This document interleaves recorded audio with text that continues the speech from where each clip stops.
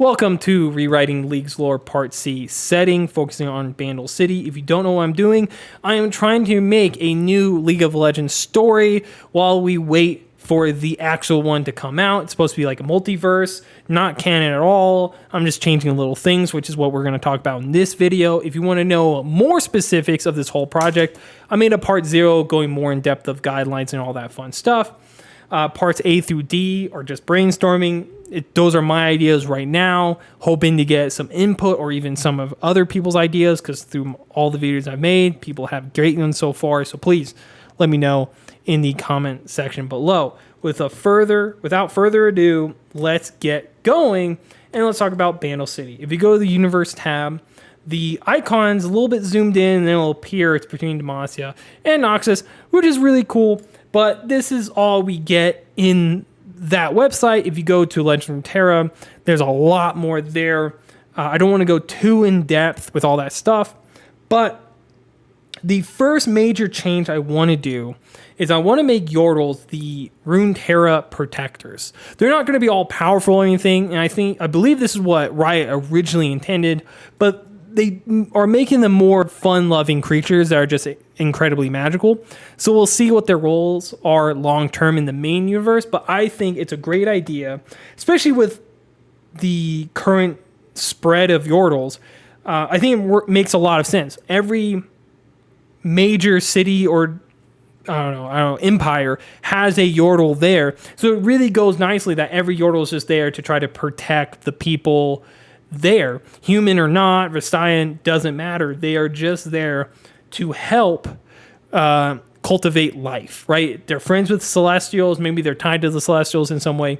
Who knows? Don't want to say right now. But yeah, I think it really makes sense. And I think the best example of that is actually Corki and Heimerdinger, which I want to definitively say, and maybe this is a change or maybe this is just like open-ended, not defined in lore yet, because I don't think Corki actually has a story, but I think Corki fought in the Rune Wars, and if every single city or empire has a Yordle, I think that Bandle City also has more Yordles that are just there just to generally help out. They all have their own personalities. Maybe they're waiting for their cities to form or something. I don't know. But Corki was there fighting the Rune Wars with Heimerdinger. They both took different roles, but after the Rune Wars, Corki was like, I'm done, right? Like scarred from battle, doesn't want to do anything. And that's why we haven't seen him in the story yet. I think this really makes sense. And then Heimerdinger, after seeing the horrors of the Rune Wars, he then went and tried to help cultivate Piltover and Zaun into what we see it today, at least more Piltover than Zaun, until he went down to Zaun and helped out. I think this really shows like Yordle's impact on society, right? Maybe Corki didn't end the Rune Wars, but he at least tried to mitigate a lot of the damages. But that's not the only big Yordle change I want to make, especially when we're talking about Yordles. Amumu. So he is, in terms of like the fandom website and everything, just looking into it, especially in terms of his stories, he is an ancient Shuriman Yordle, and I want to just, have fun and just be like, no, he's a failed Yordle. Like, this is what it sort of looks like when, years pass after a Yordle dies, but an empire comes back, which is kind of freaky, right? And so during the fall of Shurima, Amumu died trying to protect it, especially with Azir and all the other Darkin kind of freaking out. Shuriman fell, and so the people tried to preserve Amumu. And so now that Shurima's back, Amumu's waking up. They can't get to him, but he's the Shuriman Yordle now, or so we think.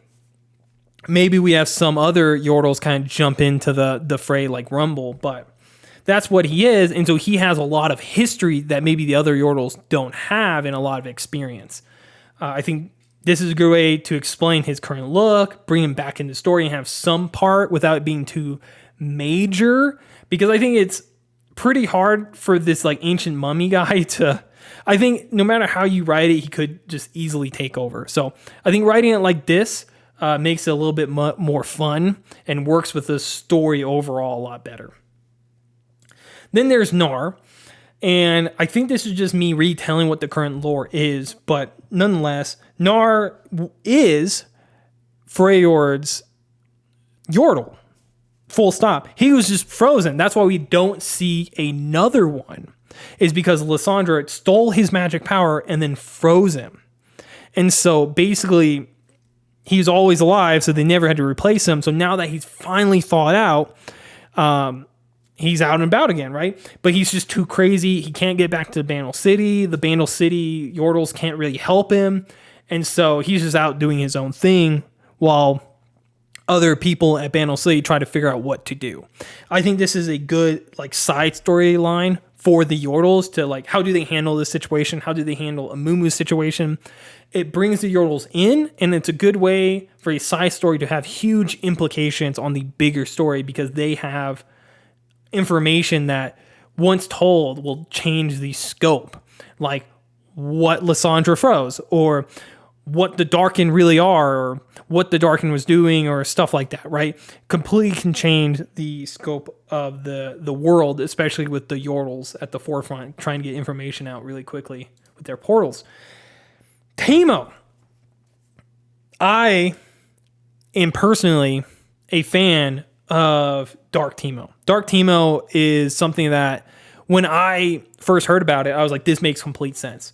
And so that is Teemo. Teemo is the nice guy that goes on missions and becomes this like master soldier, assassin character. I think if we really want to get nitty gritty, we could have it even be, he had a team of scouts and they all unfortunately passed away. Like they died in a mission, crucial mission.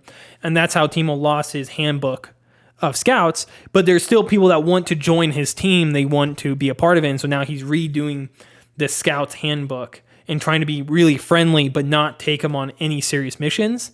And Tristana's trying to help because this is where it'd be a good point where Korka could get involved and kind of share his experiences with Tristana and some of the other Yordles to help Teemo. So this would be a good way just to get the Yordles to have more touching and impactful stories that maybe have a dark underlining theme, but the whole story as a whole is just fun and creative.